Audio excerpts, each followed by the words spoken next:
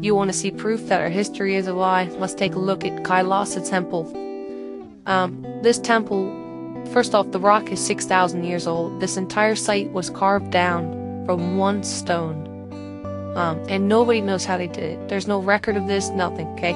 But it was said that the main temple was built in 18 years, according to local legend.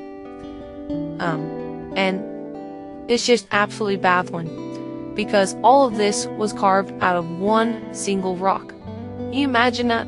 How unbelievably mathematical and intelligent and advanced you would have to be in order to do such a thing.